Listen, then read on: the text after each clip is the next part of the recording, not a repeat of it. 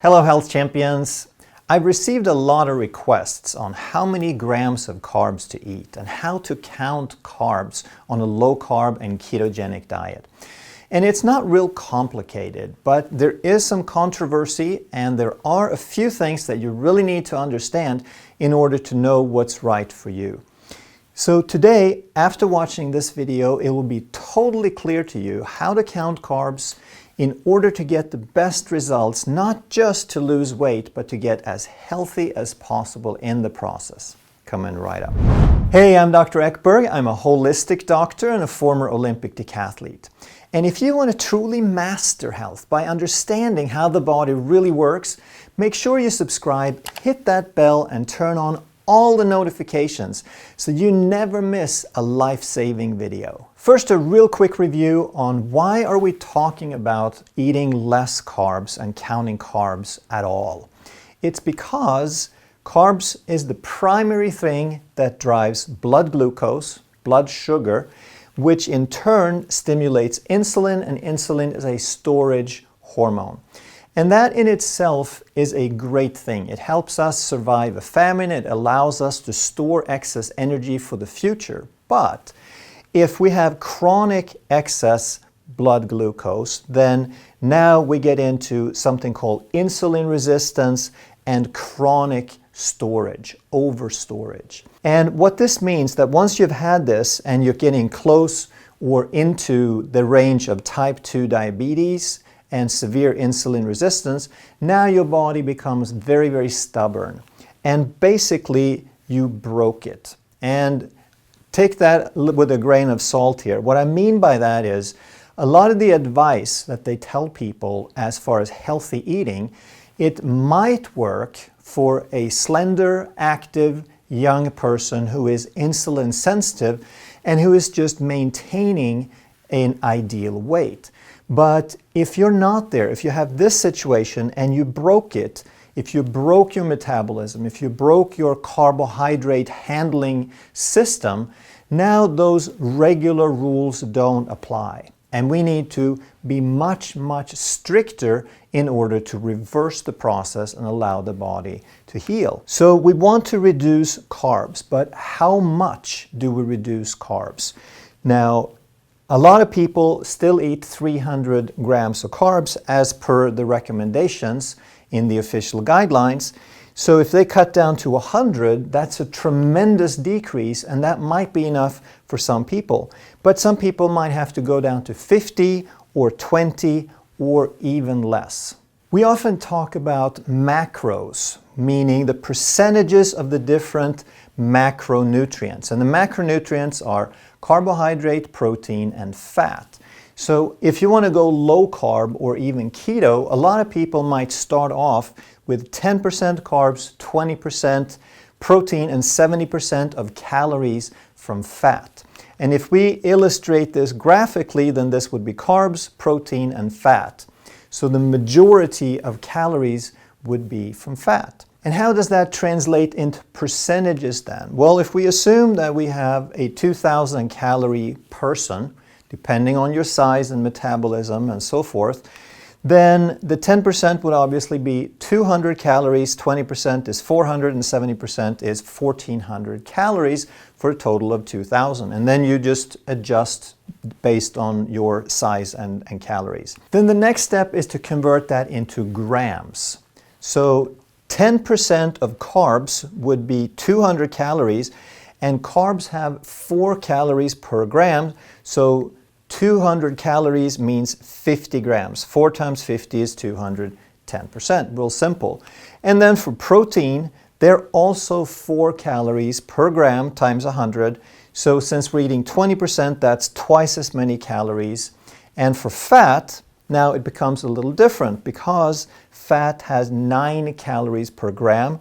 So that means even though we're eating most of the calories, it's just a little bit more fat than protein by weight. So 155 grams of fat is 1,400 calories for a total of 2,000. And that would look something like this. So this is basically what it would look like on the plate in terms of how much each macronutrient would contribute. But then a lot of people say that, oh my God, I couldn't possibly eat that much fat, because they're thinking, oh, 155 grams, that's about 1.5 sticks of butter. Does that mean I have to add 1.5 sticks of butter? No, it does not, because a lot of this fat is already in the food. If you don't choose low-fat varieties, if you have cream and you have beef and you have avocado and so forth, there's already a lot of fat in there. So if we take, for example, 1/2 pound of ground beef with 20% fat content, now this is already 45 grams of fat and 45 grams of protein in there. And for a lot of people, this works beautifully. I have hundreds of testimonials of people who they cut back from 300 grams of carbs down to 50 grams of carbs, and they're dropping weight like never before. But I also get a lot of comments from people who say, I've done this for months and nothing's happening. So first of all, something may be happening. It's just not the weight coming off yet, but you might be reducing your insulin resistance to a point where your body is getting ready, or it just means your body is really stubborn and you need to take it a step further. So now what you might want to try is you cut this 50 grams of carbs in half down to 25 grams of carbs. 5% instead of 10, 25 instead of 50. You eat the same protein and you make up the difference in fat if you need to. The whole idea is you reduce the carbs, you eat moderate protein, and you eat enough fat to be full. And now it makes a difference for a lot of people, but if it still doesn't work, then you might have to cut back on the protein a little bit. Atkins, for example, helps a lot of people, but not everyone, because Atkins is very low in carbs, but it's higher in protein. So keto, to really get into that state, a lot of people find that they need to reduce the protein as well. And again, this is not everyone that has to do this, because some people are on a carnivore diet and they tend to do really, really well with much higher meat and protein percentages than that. A lot of people ask me, well, do I have to eat that much fat? And no, you don't. The whole point is that you want to burn fat off the body. So you reduce carbs to reduce insulin, because when insulin is high, you can't burn fat off the body. But once insulin drops, now you have access, and if you do the low carb or the keto and the intermittent fasting for a while, you will find that you don't get as hungry. So now you eat your 25 grams of carbs, you eat 75 or 100 grams of protein, and you eat fat until you're full, and you notice that you don't have to eat as much anymore, which leaves even more room for your body to make up the difference from body fat. And that is the whole idea, is to reprogram your body so you have less hunger, so you get satisfied on less.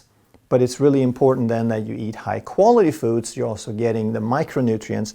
But now your body can really start burning off that fat from the body. One of the biggest questions that come up is, do I count net carbs or total carbs? And what's the difference? In different countries, they list this differently. In the US, for example, they will tell you total carbs and the fiber separately.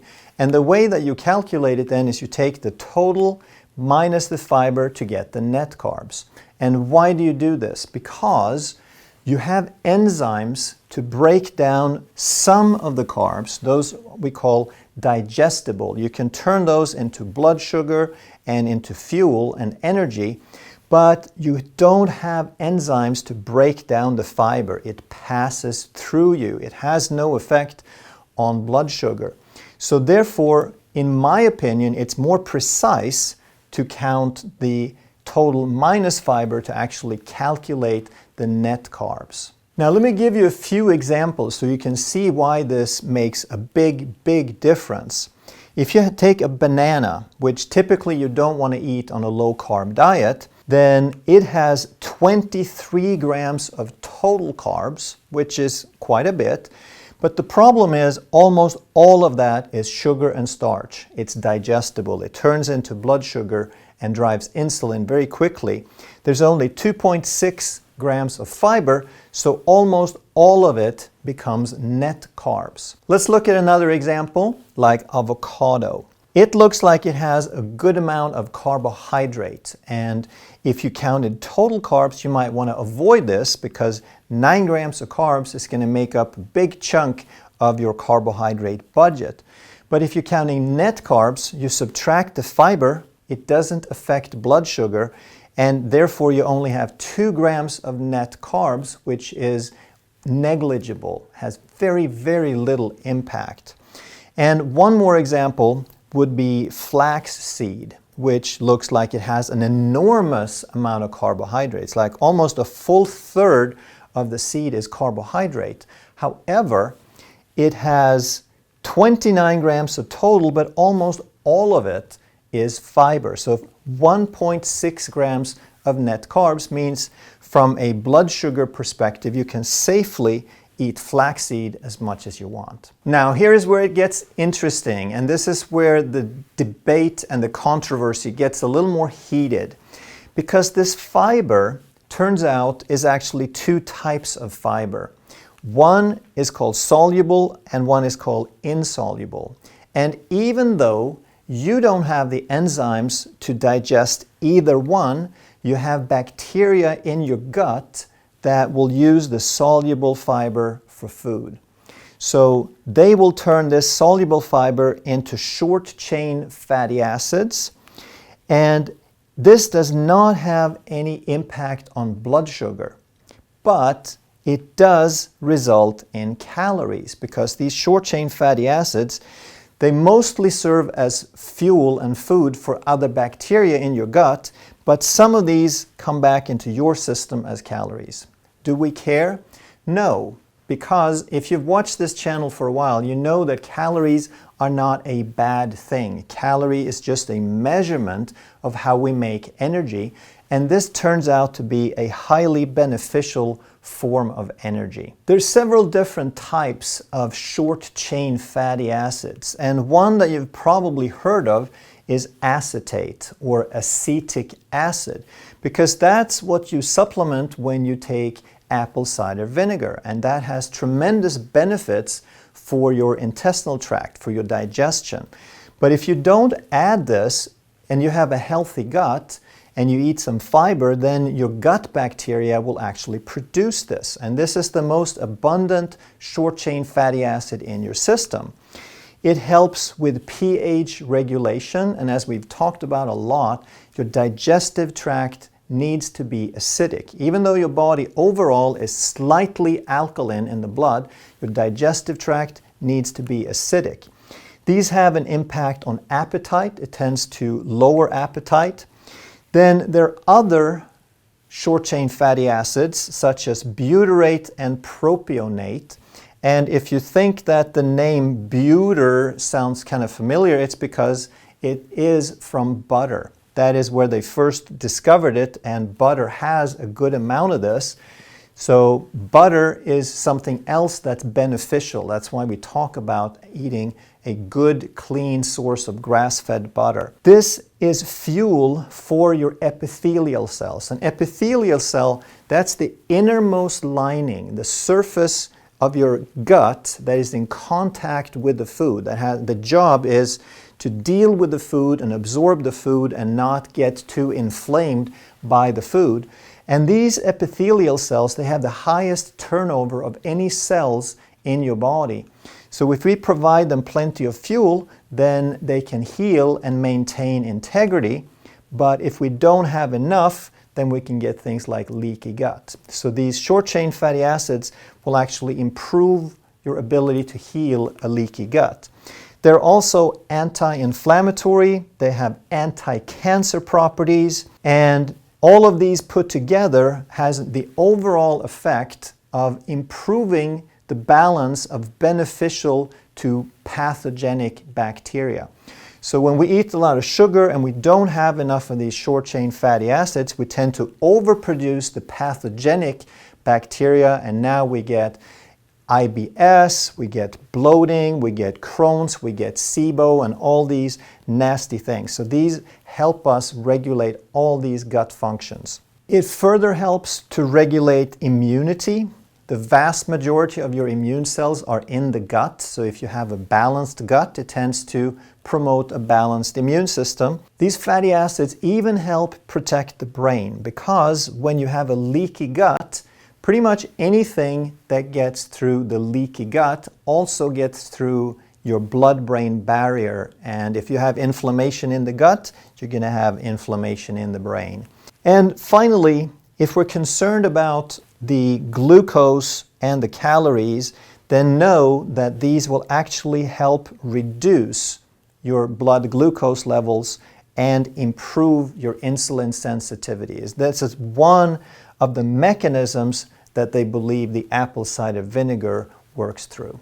Now, which one is best for you? The people who promote total carbs, they say that it's much easier. That's a benefit, that you don't have to count. There's just one number to worry about.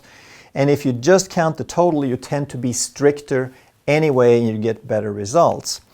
And they say you avoid these short-chain fatty acids. There's still some controversy. In my mind, it's pretty clear, but if you believe that you want to avoid these because of the calories, then that would be a plus. In my mind, it's more of a minus, actually.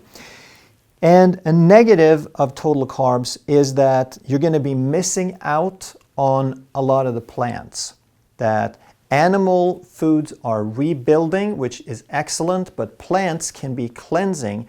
And if you're counting total carbs, you have to reduce your plants dramatically, and you might be missing out on some of these cleansing properties. You're going to have much more limited food choices. And if you want to develop a diverse and healthy microbiome, you want to have a diversity of food as well. So if you count total carbs, that's going to limit your food choices. And a lot of people will have problems with constipation. It tends to increase when you reduce the fiber.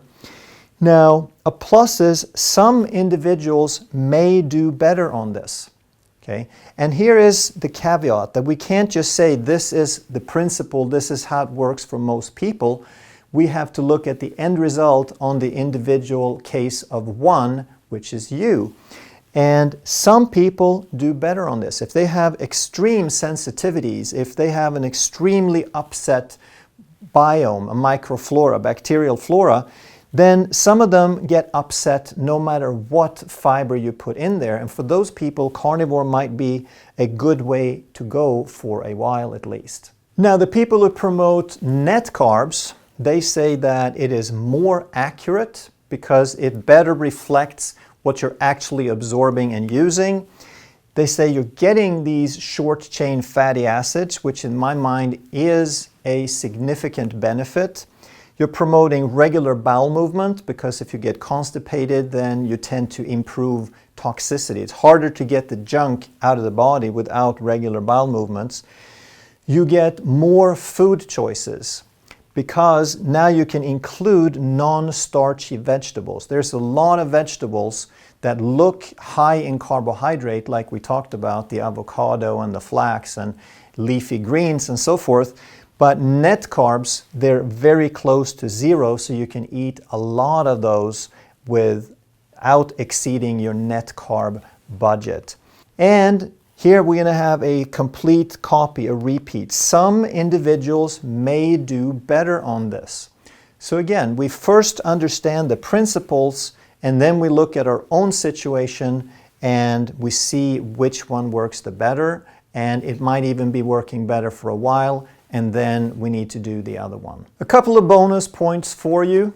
A lot of places they say that the soluble fiber is great because it's an appetite suppressant. And I just want to point out the language here, that I don't like suppression in any form, because suppressing sounds like we're pushing the body, we're suppressing, we're suffocating the body. And what we're really doing is we're allowing the body to normalize. We're allowing the body the freedom to get to a point where it can do what it's supposed to do. Drugs suppress things, and it's not a good thing for you. But the soluble fiber, it allows your body to better regulate appetite. Bonus point number 2, how many grams of carbs should you eat? Well, I often come across quotes like this. Studies show most people lose weight on 50 grams or even more of net carbs. Well, my question is, who cares? Because who is most people? You sitting in that chair, you may be most people or you may not be in the group of most people. So it's really irrelevant what works for most people. What you have to figure out is what's going to work for you. So if you have been eating 300 grams of carbs, then just cut it back. Go to 150, 100, 75, 50, and just see where is the point where your numbers change, where your weight changes, where your glucose changes, where your A1C and your fasting insulin changes, where your brain clarity changes, where your appetite changes. That's what really matters. And also realize that cutting carbs is one tool and cutting frequency of meals is another. So you might try an intermittent fasting pattern where you fast for 14 hours and you eat in a 10-hour period, and then you go to an 18-6, and then you might try 24. And if that's not enough, or if you want to get into some deeper autophagy, now you can go longer into 36 or 72 hours. If you enjoyed this video and you'd like to learn more about how the body works and how to take your health to the next level, that's going to be a fantastic video for you next. Thank you so much for watching. I'll see you next time.